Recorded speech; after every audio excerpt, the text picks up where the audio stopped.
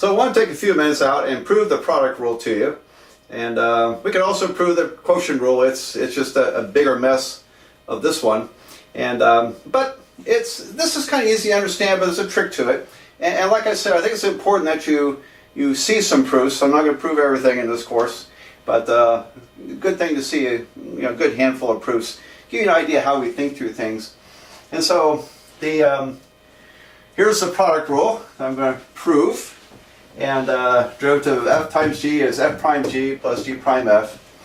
And I've started the proof by writing this derivative in terms of the definition of derivative. And so again, it's the limit as h goes to 0 of x plus h plugged into your function minus the function divided by h. That's the derivative computation. Okay, well, and here's how this works. I need to add and subtract something here. And so it's a little trick. I always liked it. This is limit as h goes to 0. I have f of x plus h, g of x plus h. And then here's where I'm going to, I'll do this in green ink to distinguish it. I gotta think through this.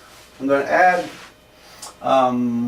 let's see, no, I'm going to subtract f of x plus h. What am I doing? F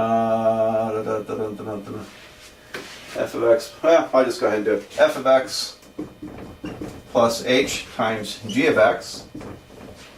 And then I'm going to add the same quantity plus f of x plus h, g of x. And then we'll finish this, subtract f of x, g of x, all divided by h. All right, so I added and subtracted the same quantity in the numerator. It's basically like I added 0. Okay, I didn't change any quantities here. But this allows me to split this up a bit. And let's see, I think in order to have it come out to this, I'm going to first take this part and write it first. So I'm going to take f of x plus h, it's a limit, h goes to 0, f of x plus h times g of x minus f of x, g of x divided by h. So that's this half of that big fraction.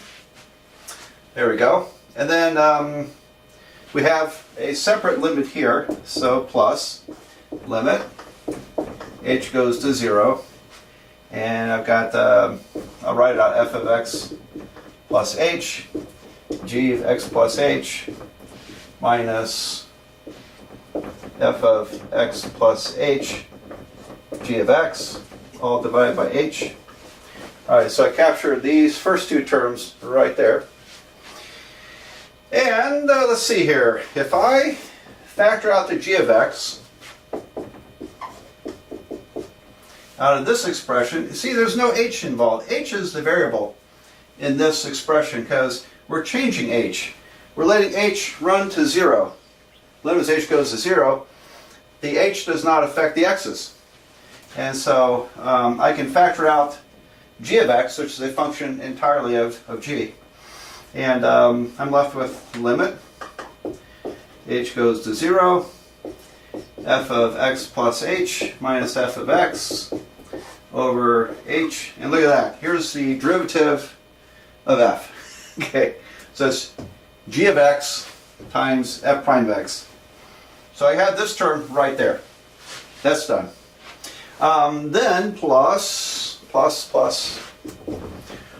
Okay, this one is kind of similar. I've got, I'm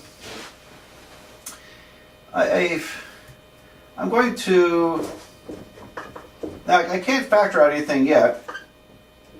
Limit as h goes to 0, but I have f of x plus h in common, so f of x plus h times g of x plus h minus g of x. Sorry, my handwriting gets a little worse down here. all over h. So all I did was factor out f of x plus h. And, but because there's h involved, I had to keep it inside there. Alrighty, well, I need board space, so I'm going to do a little bit of erasing. Got all that down? So I'll transfer this up here, and as we said, this part right here is the derivative of f. That's f prime of x. And so I've got f prime of x times g of x, f prime of x, g of x. And then what we have here is the, I think I'll just talk my way through this. So look at it this way. I have a limit of a product. Now we had a theorem that says that if these limits exist, then the limit of a product is the product of the limits. And so if this exists, and if it's continuous, it exists there, right? So if it's continuous in the neighborhood of x, then the limit of, as h goes to 0, of f of x plus h, that's going to exist and give a limit. And what is it? Well, if h goes to 0, I just have f of x. So this part turns into f of x plus sign f of x, and then times the other limit, g of x plus h minus g of x over h. That you should recognize by now is the derivative of g. So this is g prime of x. There we go. And we're done. We're done. We proved the theorem. So that's why the product rule works. And so I always like that proof. It's a little gimmicky because you have to come up with the right trick. And like I said, I can't remember proving the quotient rule. And there's probably a gimmick trick to that as well. But anyway, I wanted to show you this one because I think it's well within reach. Okay, now like I said, the last big derivative rule theorem is the chain rule. So that's coming up next.